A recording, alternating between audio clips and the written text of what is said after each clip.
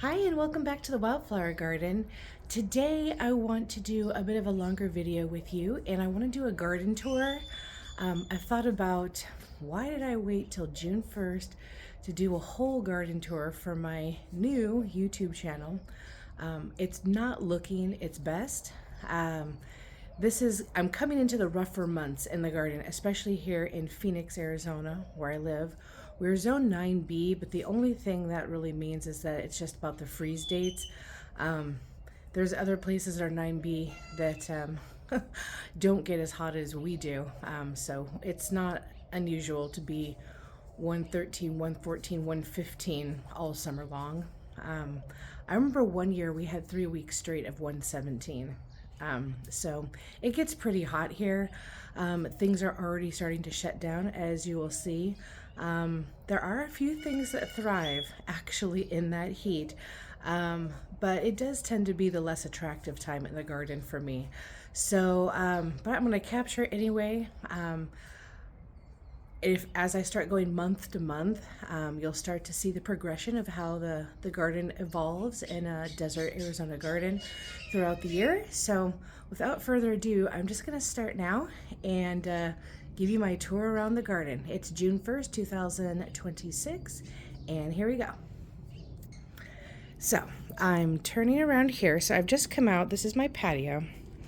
And I had planned to start over here because as I was thinking about doing this tour, this hibiscus had really been blooming nicely.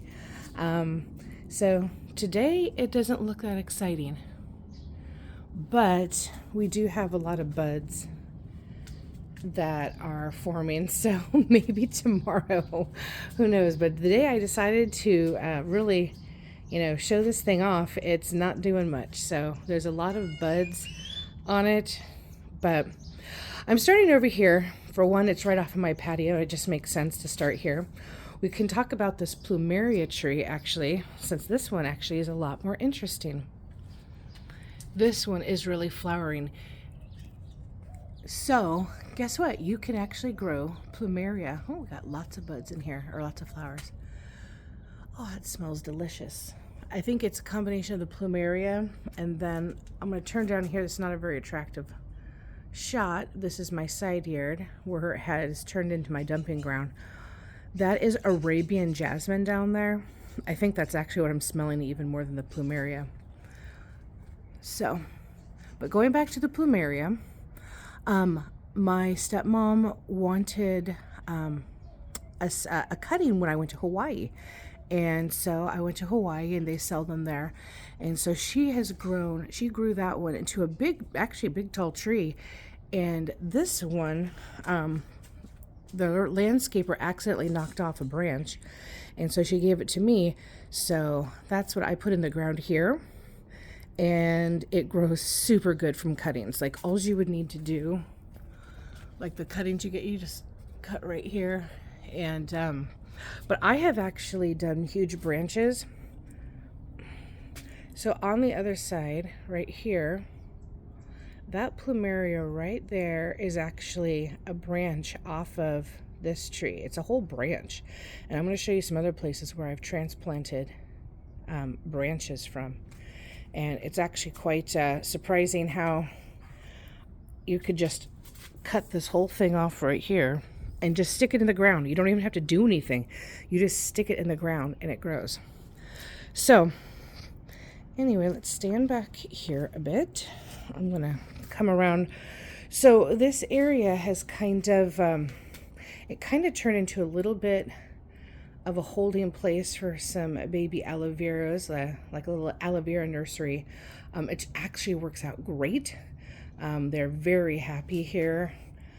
So eventually I will move these things out to other areas, but it's actually been a nice little place to put a little bit of a nursery for my aloe vera. Now in here, I guess I kind of want to talk about some of the successes and some of the not so successes over the last year. So I had bought a whole bunch of plugs from, I think it's called the Garden Club. And I got foxgloves, I got campanulas, and I got snapdragons. And honestly, I am still new to gardening in the sense that I haven't had such a large space to garden in. I've gardened off and on my whole life with my mom, but I haven't had my own space until since I married my husband, but I would say even more so since we moved into this house, which I think is 2016 or 17, where I really started to get into gardening. And so these are some kind of fails in the garden. Fails, yes and no, because these weren't the best placements for where I should have put these plants because they get way too much shade. So I did not get the result that I was hoping for. So that's why, now of course these campanulas, I think I'm supposed to be cutting them and they're supposed to grow back more.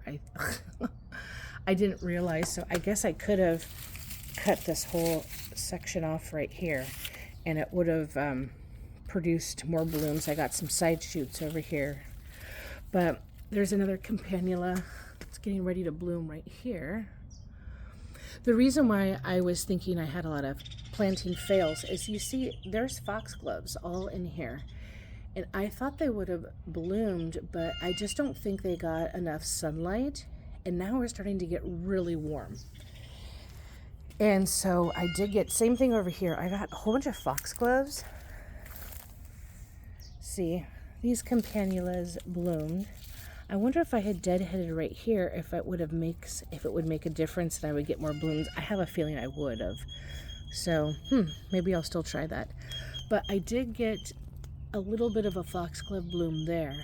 But considering that I bought these plugs, I planted them out last fall, I was hoping, and see, these are foxgloves here, foxgloves here.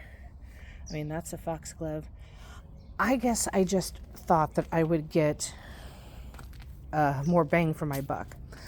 So, note to self, I'm going to do the plugs again in the fall, but I want to make sure I put them in full sun locations right from the get-go.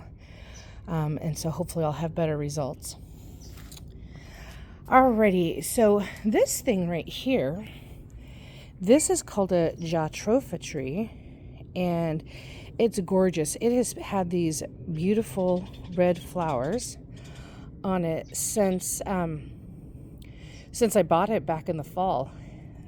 The one thing I will say is that it is cold sensitive, anything below 40 degrees, and it started losing all of its leaves. That's why everything is regrowing back.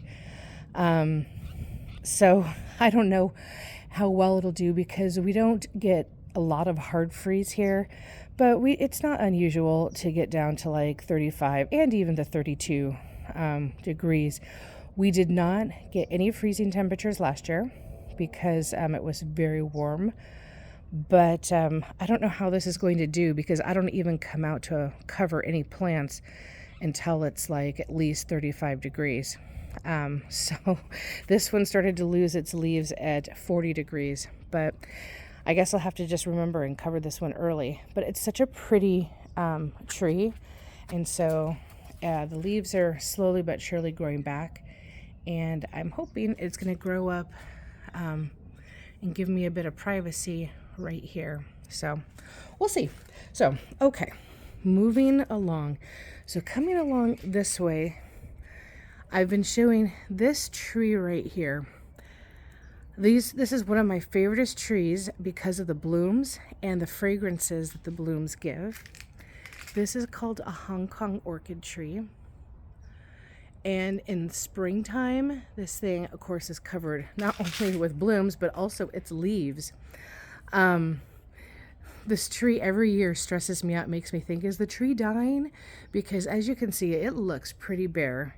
And looking down, of course, it has all of its tree litter and all the leaves falling below. This is the natural process. It does lose a lot of its leaves. It looks like, in fact, more than half of its leaves, and it regrows new leaves. The reason why I know this tree is just fine is because it's pushed out a whole bunch of brand new blooms. I mean, that's where you're seeing all the pink and the purple, the pinky purple blooms. And so even though it stresses me out thinking, okay, is this tree going to be okay? You can start to see some new growth. Let me see if I can zoom in. Forming right here. So you're seeing it's started getting some new leaves. Now I will say I have already bought some fish fertilizer, which is that fish emulsion, and I'm also going to be adding some liquid iron on it. This tree is very susceptible to always having to deal with iron deficiency and chloriosis. You can see that from these leaves right here. This is classic chloriosis, where it's not getting enough iron in up through the root system. So the veins are green and the rest of it is a pale yellow. And the reason why I know the new growth seems to be struggling, well, this is new growth, that's struggling. This right here is also new growth. That one's not struggling as much. But, oh, this new growth right here isn't too bad, but I think it'll definitely benefit from a nice little iron feeding. And of course the fish emulsion, because now it's really big about pushing out a whole bunch of new green leaves. So that is something that I plan on doing. But it's really nice that it got a new flush. I think that probably started, I want to say about 3 weeks ago, maybe a month ago. I've been having blooms on the top, and it's a very messy tree. As you can see, it drops a lot. It drops all of its leaves, and it's also super messy with all the blossoms that fall off of it. But it is, honestly, it's worth it for me. Since I tend to kind of keep a bit of a messy garden, it's actually perfect for me. My style, I don't intend it to be quote unquote messy, but it's very loose. It tends to be a little looser than I'd like it to be. Part of it is due to just my physical ability to always get out to the garden and do stuff. And then I do like having a bit of a more wilder look. So I'm hoping, my plan this next year is to get things cleaned up and organized more, so I don't have that quite the quote unquote loose look, wild look. I'd like to have a little more contained. And a part of that is these vines back here. I do need to get them a bit more trimmed up so they can grow a little more compact. These are called lavender star vines, and they produce the prettiest blossoms, but I did not get many this year because this tree canopy was so heavy. I'm gonna come through here. I'm gonna show you a blossom I see back there, that it did not produce, it didn't get enough, sunlight. Where did that blossom go? I've lost it. I saw one.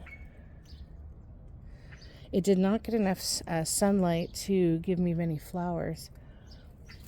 But as the canopy was dropping, where did I just saw that? Oh, there it is. Okay, sorry about that.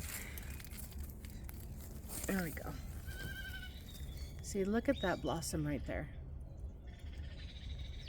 And just envision this thing covered with them. I mean, it's really pretty, but I am going to thin out the tree a bit, and hopefully I can get a little more sunlight to the back there, so it can get more flowers. I did have some, oh yeah, right here. I got so much in the way, it's hard to get to. This is definitely wild. So you can see where there used to be a lot more blossoms on this branch. And speaking of plumeria, right there is a cutting from another plumeria tree I have on the side. And I stuck it in the ground. It's not a great place for it. And of course it's getting swallowed up by this lavender star vine. So I am going to move it to actually the other side yard. I'm going to come in. I have so much pruning. I have so much work to do. And I'm trying not to let it like overwhelm me. But I have to kind of be okay with that, or else I wouldn't get any gardening done. It's just my energy level. Now, one thing I've done is I have probably planted more than I can take care of, which is a classic gardener mistake to do. But regardless, I'm just going to enjoy the garden as best as possible. And when it gets pruned and trimmed, it gets pruned and trimmed.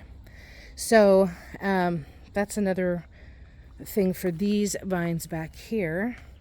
These ones are called Skyflower. I saw these at a friend's house and I fell in love with the blossoms on them.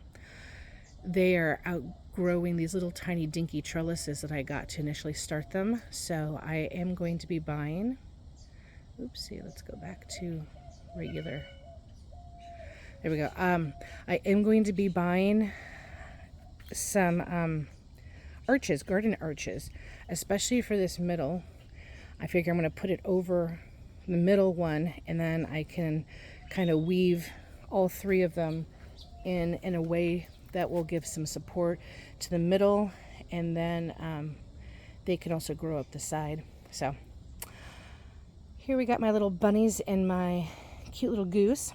I have not named the bunnies, but I did name the goose Silly. So that's Silly the goose. And so anyway, I may have to ask for some suggestions for my cute little bunnies back here. Here is another little wildflower patch. I had a big patch on the side, which we'll get to. This again, it's looked better. I mean, it looked a lot better in the spring. Things have died out. I try to be careful about pulling too much of this stuff out, because I don't want to pull out like these right here. Like this is blanket flower, and I have blanket flower in there. So believe it or not, I have plans to just go in and try to carefully pull out the stuff that's dead, and make sure that the stuff that is not dead, like this blanket flower bush right here, that's left over from last year. So we're in the summer. So I planted that not last fall, but the fall before. So that's a year and a half old, this particular one. Now, I'm not saying that it looks that great. I could probably clean it up. But that's been here for a year and a half. Because that's how I discovered blanket flower. I had a seed mix that someone gave me. It was called like a butterfly seed mix. And this came out, and so it's like, wow. I could clean this thing up quite a bit. So you get all these little, actually, there's more seeds, more blanket flower seeds. I collect a lot of seeds. I don't mind if this falls, because this blanket flower to me is just absolutely stunning. I absolutely love it. It takes the heat. So some of these other blanket flowers, I think, actually, you know what? I was going to say, I think they were part of the seed mix that I threw down for this meadow this last fall, but it might not be, because I haven't gotten any blanket flower on the other side yard. So I got all of this stuff. I got the coreopsis and everything else, but I did not get any blanket flower. So I did collect a lot of these seeds last year, and I just kept on throwing them out. So maybe this is, maybe like this blanket flower bush, this one, yeah, because I wouldn't mind if this whole thing was blanket flower, and I love it so much. So I have more Arabian jasmine right here and right here. The fun thing about this back wall is that back wall faces south. So in the wintertime, it gets full shade. Actually, everything up to about the middle of this garden box, these might get some sunlight because they're a little bit taller, but tends to be, so about everything from here back is all in shade all winter long. And I found even the Skyflower is in full shade during all those months in the winter. And It's still alive. I think it's about 3 years old, and it's still alive. That's why I have a lot of bougainvillea, which does great. I mean, it really does great in the full shade, and so does the Arabian jasmine.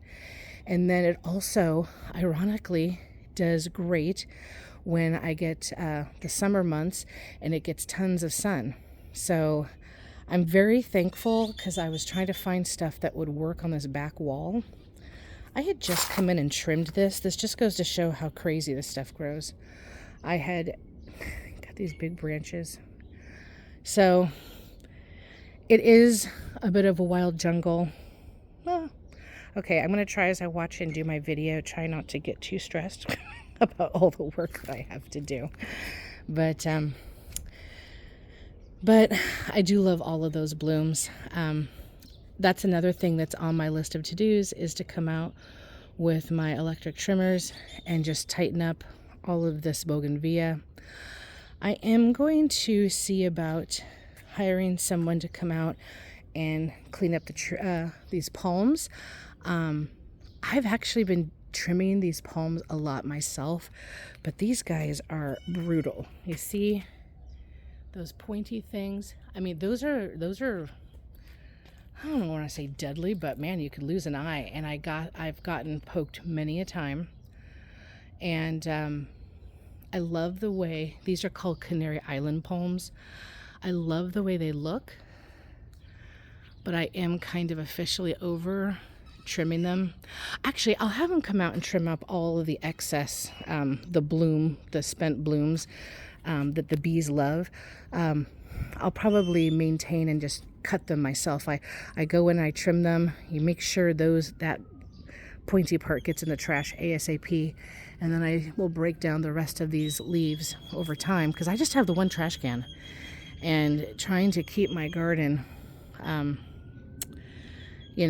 cleaned up is a little difficult with one trash can. So but yeah, I'd like to have them come out and at least clean up the palms again, and then I'll do some maintaining. So this right here is called Orange Jubilee. It's a Tacoma. There's a few varieties. I'm going to come this way. I used to have a nice big tree right here when I had come up with my design. I tried to cram way too much stuff in here, but I had a nice sumac, African sumac, which those are messy too, but they're so pretty. And it might be a blessing in disguise that it died, because African sumacs get pretty big. And you can see that those Canary Island palms get pretty big. And so it probably wasn't a great idea that it used to be right there. But it got root bound. I just don't think it was that healthy of a tree from the nursery. And it was really root bound when I had them dig out the ball. So note to self, sometimes buying, because it was a 24-inch box tree, sometimes buying and spending the money on those bigger trees don't actually pay off in the end, because sometimes they're really root bound at the nurseries. So just something to consider, buying a smaller tree. Yeah, it takes longer to grow up, but you may have less issues with it being root bound. But it actually worked out in the end, even though I was super sad when the tree died this summer, that the tree just died. It was heartbreaking. I just couldn't believe it, because it was such a big, gorgeous tree. But I have this Tacoma that I'm training up to be a small tree, and it actually, I think, works well between these two Canary Island palms. And yeah, there's a lot of trimming. I need to get the bougainvillea. I did come in and trim a little bit right here. I did trim a little bit right here, and I started to hack out a little bit of a path right here, but you can't almost tell, because this thing grows so fast. Both the bougainvillea and the Tacoma, the Orange Jubilee. But since I'm here, actually, I'm going to show my little aloe vera patch. Aloe vera does like shade, even though it grows well in the desert. It loves shade. So I have a couple of different types of aloe vera. I can't remember all the names of them. I do remember that this one is called Blue Elf, Blue Elf aloe vera. There's like a Starry Night. I think that's this big one. I think this is Tiger something. And I love that little one right there. That's actually a baby off of the main one. But I took some of them to give some visual interest. I dug some up and put in a pot. I'm going to stand back here. Ooh, the bees are out this morning.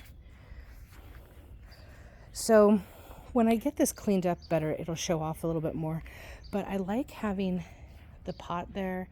I think it gives some interest. I plan to add a few more pots. This is kind of my little desert section. I've started buying bags of gravel and laying them down. It's probably not the most practical way to put gravel down, but I do not plan on graveling my whole yard. I just wanted to kind of be here in this section to represent kind of the desert.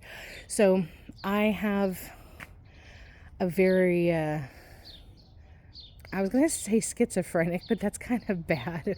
I'll just say eclectic garden, in the sense that I do have the desert kind of elements represented.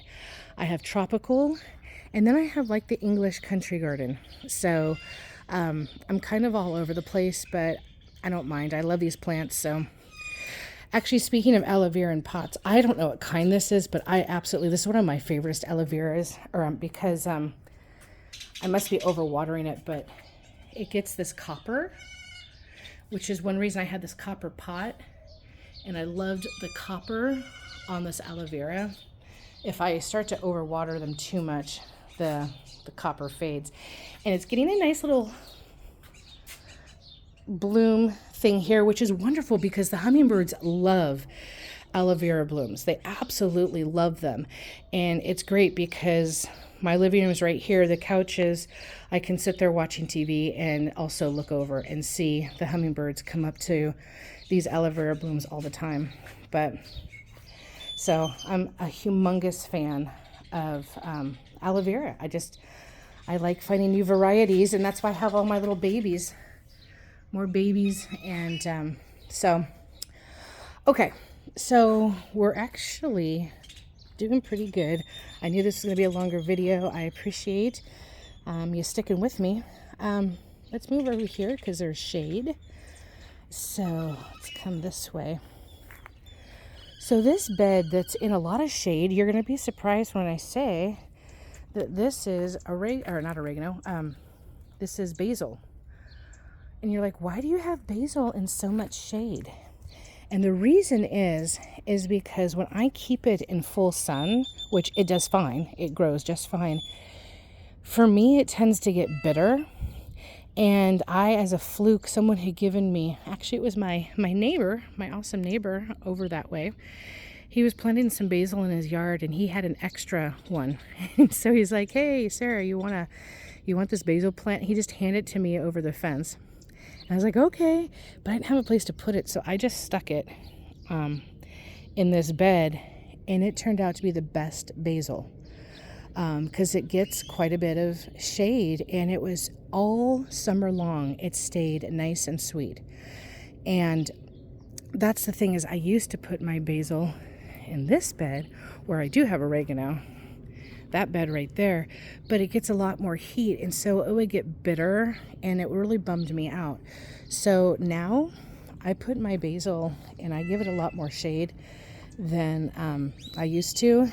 And as long as I also stay on top of making sure it doesn't go to flower, I find that, hello bird, hi. I find that it doesn't get as bitter. So I have quite a bit of mint right here. This mint was given to me from someone's yard. This, I think, is a regular peppermint. This mint right here is a chocolate mint. I bought a nursery. And this one's called apple mint. And I need to transplant it into a bigger pot, but I'm afraid to do any transplanting right now with the summer. I think I'm just going to let it sit in this small pot, keep an eye on it. I may end up putting up some sort of protection from the sun, because the sun sets, that is west over there. That direction is west. So we got south, west, north, and then behind me is east. So hopefully I can baby it along, because this is called apple mint, and this smells delicious. And oh, I'm smelling the mint right now since I've rubbed on it. Oh, it's wonderful. This is Swiss char, right? I think. I'm not going to eat it now. I'm sure it's probably pretty bitter now. But it's happy and it's growing and it's green, so I'm leaving it alone. I did cut, this is the same thing. I cut it back because I didn't want to pull the roots out, because I heard, oh, leave the roots in the beds because it feeds it, you know, adds organic material to your beds. And it wants to keep on growing. So anyway, I'll let it grow. I have a few peppers. So here is a pepper plant here.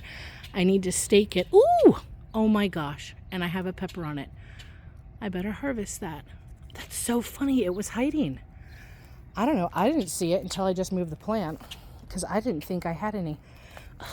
I need to come out and inspect these a lot more. I think I have 2. Yep, I have some peppers right in there. And then it'll probably go dormant through the summer. Wonderful. Well, I'll harvest those later today. And I did have 4. I had one there and then one here in the corner. Those 2 died, but these 2 have survived over a year now. So hopefully I can keep them going. So that's my plan. I moved some sage over this way, and it actually likes this spot too. It turns out sage actually enjoys a bit of shade. The vincas, these are workhorses in a desert garden because they do great in shade. They do great in full sun. I love versatile plants like that. Something's obviously nibbling on my sage, but I don't really care. I'm happy. Also, here is some thyme. This thyme has been in here, I think 2 years now, and it's very happy here. And so I feel no reason to move it. So that's my another little herb patch. Now I'm going to come over this way. So, okay, I have a lot of thoughts on this back remaining portion of the garden to show you. So I got this, the side over there, and then my rose garden area. So let me just formulate what I want to say, try to get my thoughts out correctly. So I'm going to go with a story now. So basically, I turned 50 this year, and my plan, and I did, in fact, it was in March, I had my 50th birthday here in the garden. And the theme of my 50th birthday was in full bloom. So after 50 years of life, I feel like I've finally come into full bloom. And so with that being my theme, that's one reason why I spent money. I spent a lot of money buying a lot of plugs, because I really wanted foxgloves especially. Maybe I'll save it for another day. I've got this whole thing about foxgloves, and I have not been able to successfully get them to work the way I would love to see them. But I'm obsessed with foxgloves, the English country garden. Like, this was like my dream. So anyway, I bought the foxgloves, I bought campanulas, and I bought some really pretty Chantilly, especially snapdragons.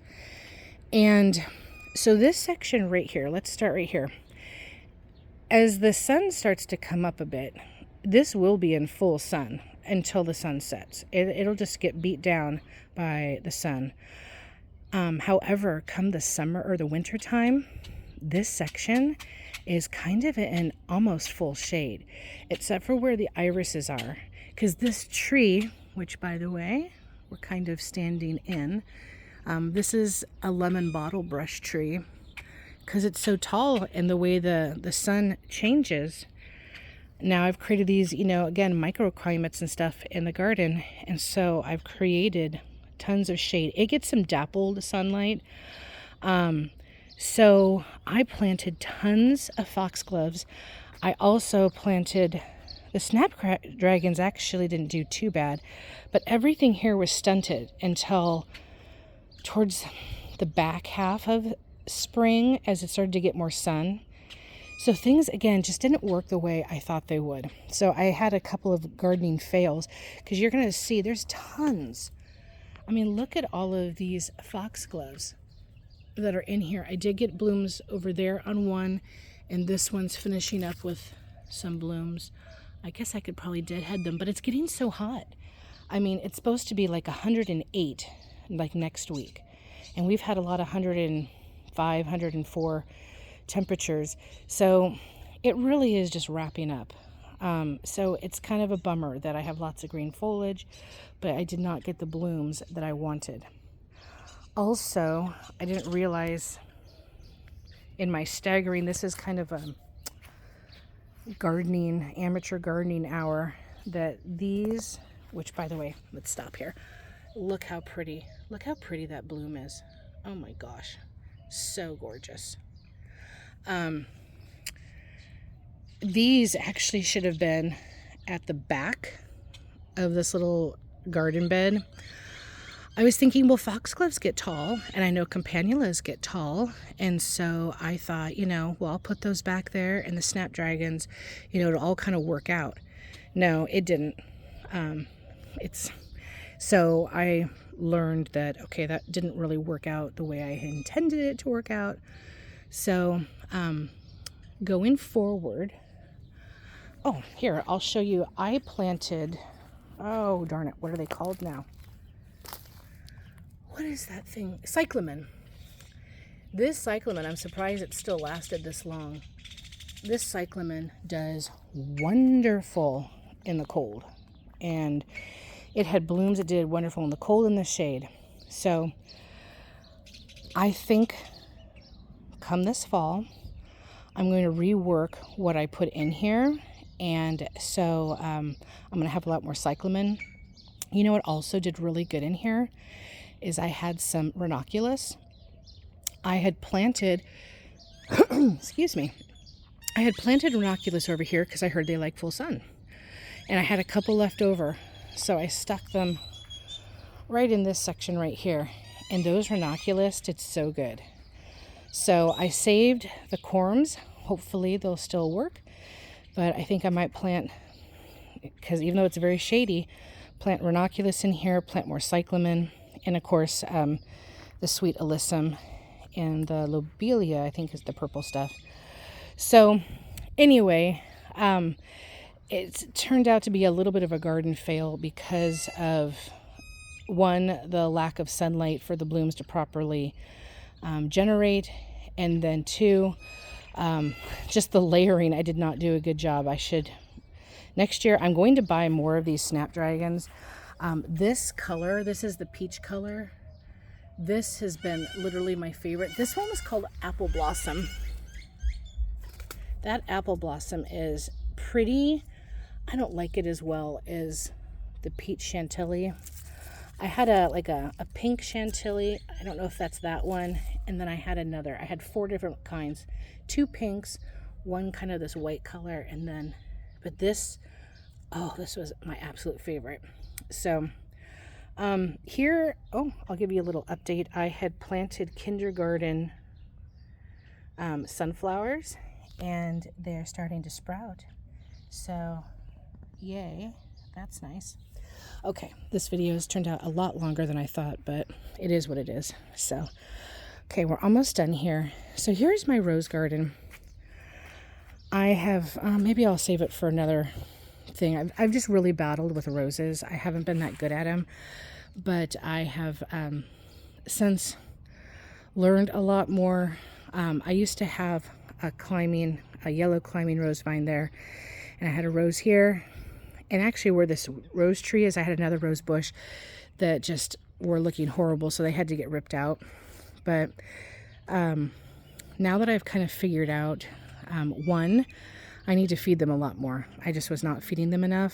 And two, this pest issue, which actually, speaking of pest issue, I'm going to come here and talk about this climbing rose here specifically. This one is called Colette.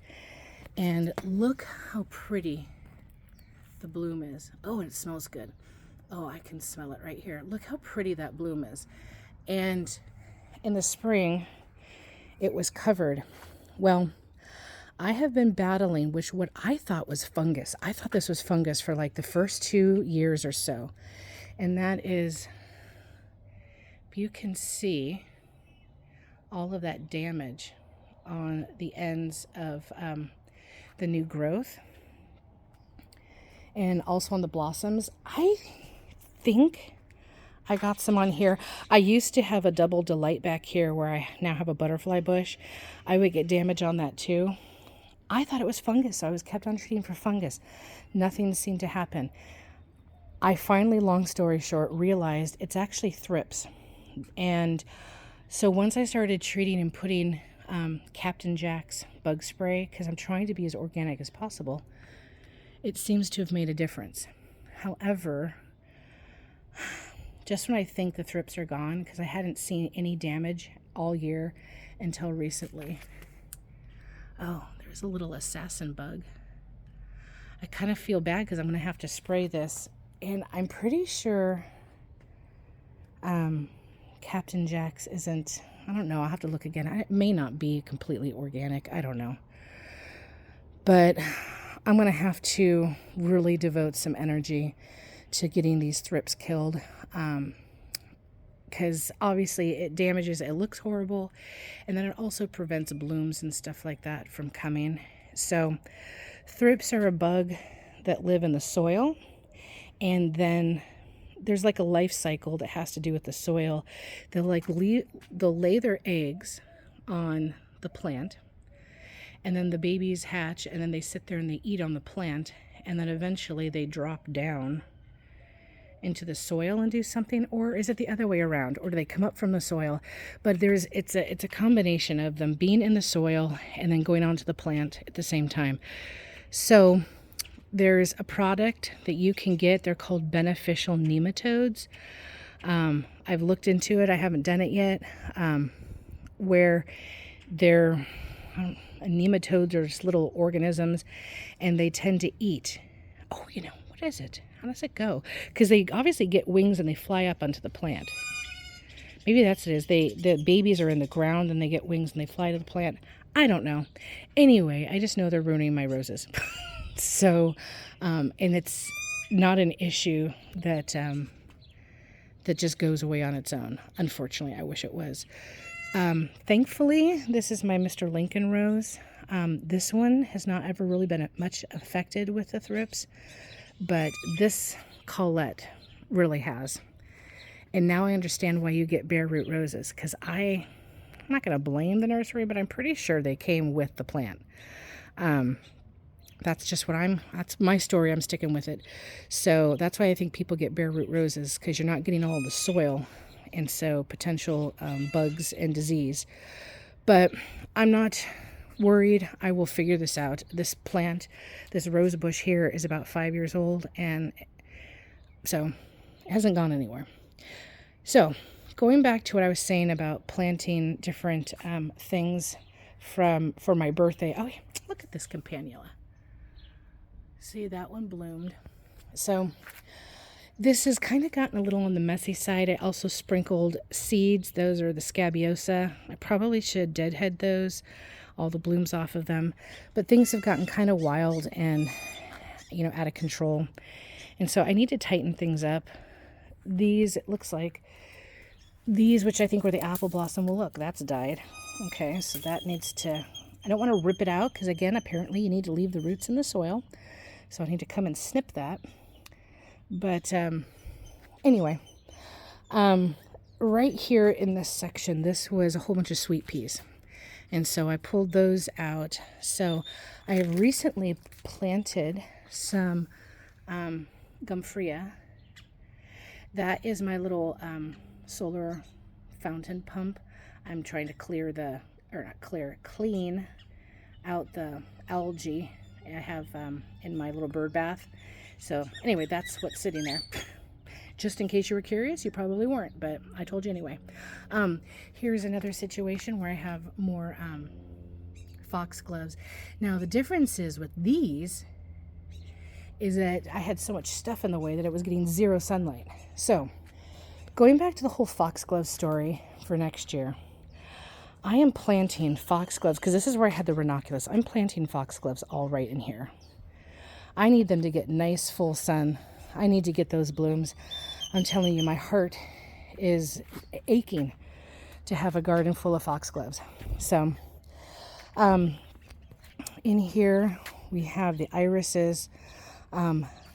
This lavender, I have no idea what kind it is, but it has done great. I mean, since last fall, it has just been blooming, blooming, blooming. I think this is called English lavender. That's my thought. I have one right there, and I have one over there. These beds kind of got swallowed up with Shirley poppies and larkspur, and it created some powdery mildew issues as well, which actually I'm pretty sure this has powdery mildew. It's got some sort of fungus on it. It's not a happy iris. Next year I'm not going to allow that to happen because everything gets way overgrown, and I just wasn't really thrilled with the overall effect, even though it did look pretty, I mean, to a certain extent. I just want a little more cleaner lines. So I'd like to see more spacing between the plants. Okay, the sun is beating on my ear, so it's like I need to move into the shade, and I need to kind of wrap up this tour because it's 46 minutes. There's my bird bath. I have water and vinegar sitting in it, and it's been sitting overnight to try to kill off some of the algae from that. So this is kind of a look of a whole view from the garden, the side of the backyard. I plan, hopefully in a year from now, I have to save up because I want to get a good quality pergola that attaches to the house and comes up over the patio area, because the one thing this garden desperately needs is shade for sitting, and not just shade around the perimeter, but like shade in the middle of the garden so you can sit out on the patio and enjoy and feel like you're more in the garden.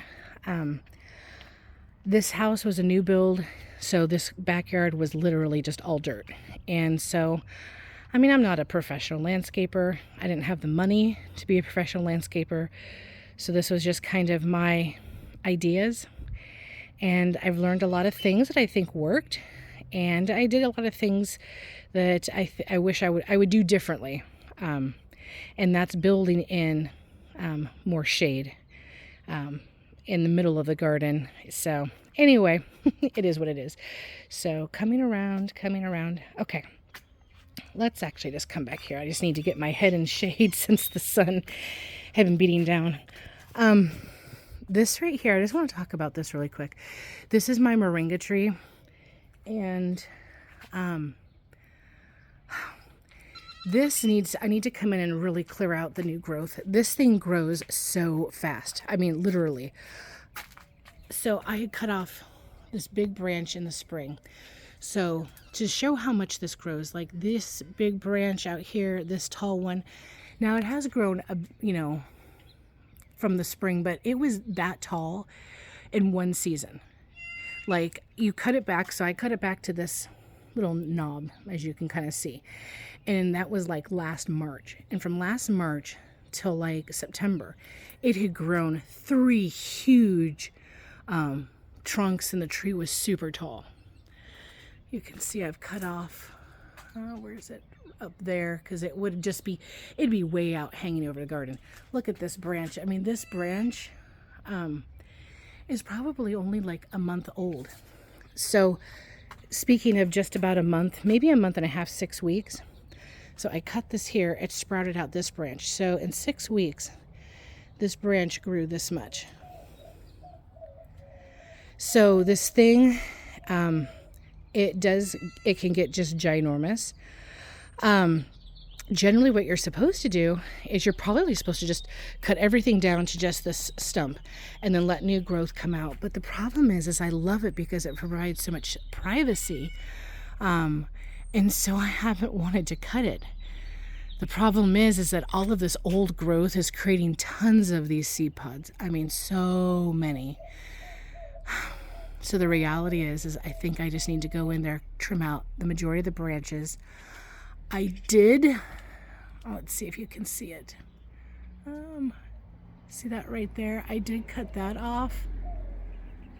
right there are also to be even taller.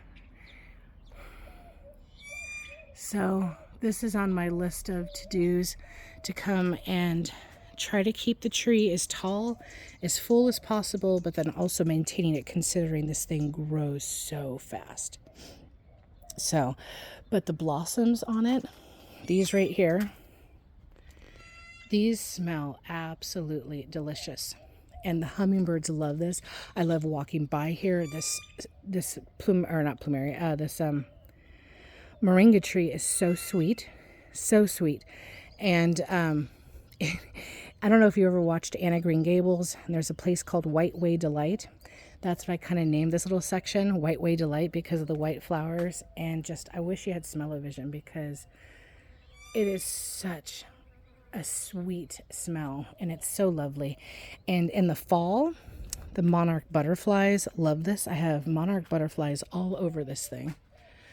And of course the hummingbirds just love it. And so I just have all these blossoms. So this is another project, again, of things I need to get taken care of. So, all right, coming around lastly, here's another plumeria tree. This one has red blossoms. I think it's done doing, I hope it blooms again. Usually this thing has only bloomed once for me, and it had tons of red flowers on it, and I don't see any more. So it's probably just going to be green. This plumeria tree came from a cutting. I have the original plant on the other side yard. It's much happier here. I think it gets more sunlight here. And this has really pretty pink flowers. This one, since I have moved this cutting over here, has never blossomed for me. So we'll see what happens. But this, again, more tropical. These cannas finally bloomed, which is nice. These cannas get quite a bit of shade, but you can see how the leaves are burnt up. I think that's more of a reflection on the soil quality. Again, this was a brand new property with just really bad dirt. And so I've been trying to get the dirt healthy. That's one of my big things I'm trying to work on, is getting the dirt healthy. And so some random things. I bought this salvia at Costco, and it was in a pot. There's some right there. I recently pulled them apart and planted them in the garden, and these are some penstemons, which I'm actually surprised it's growing so well because it gets tons of shade. But I stuck them in here. There's this penstemon. It's got quite a bit of new growth, so I'm really hoping. I thought penstemons needed more sunlight, but I didn't have a great place to put them, so they got stuck there. Hey, whatever works. This has been my wildflower patch. I have just recently put these pavers down, which I did not have all season when I sowed the seeds last November. And it was kind of a pain because I could not get to the back part of the wildflower patch. But now I have them so I can step over things to do more weeding. Also, this is kind of a design flaw in the sense that I have all these tall things at the very front. My plan was to have all of the hollyhocks at the back. I did get a lot of hollyhocks, and a lot of them have since died. As you can see, like these ones, I need to trim them down. But you see I got all these new hollyhocks coming up. But all of the seeds, look at that, I got more seeds here. And you know what I do? I throw them in the garden. I've collected tons of seeds, believe you and me. But I think, I didn't realize these would all be so tall, but they're here, and there's a slope. So I think it tended to push all of the seeds to the front. And yeah, this isn't exactly the way you would want to layer a garden, having massively tall things in the front, but it is what it is. The fact that I have anything growing right now, I am very excited about. So I love this view looking back. This is one of my favoriteest views in the garden. But now that I have these pavers in, I may not be doing as many wildflower seeds. I may do some more actual plantings up front.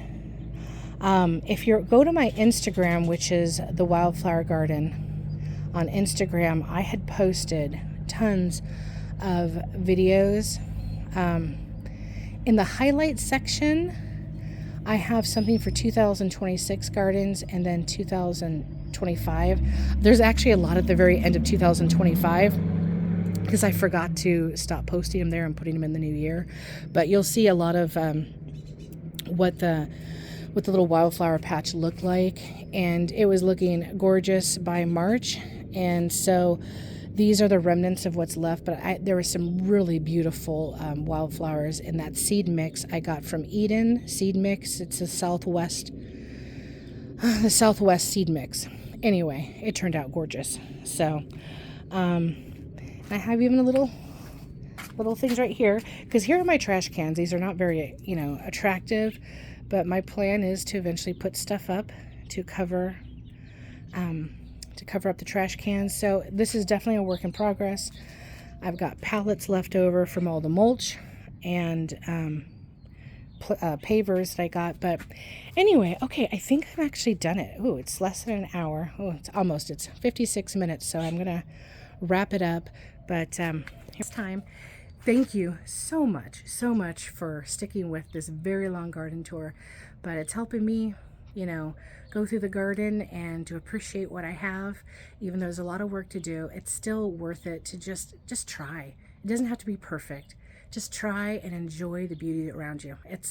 Even though there's a lot of work to do here, I still love coming out here every morning. So it's a real pleasure and a joy. So, all right. Hey, thanks for visiting the Wildflower Garden, and we'll catch you another time next month when I do a garden tour. All right. Take care. Bye.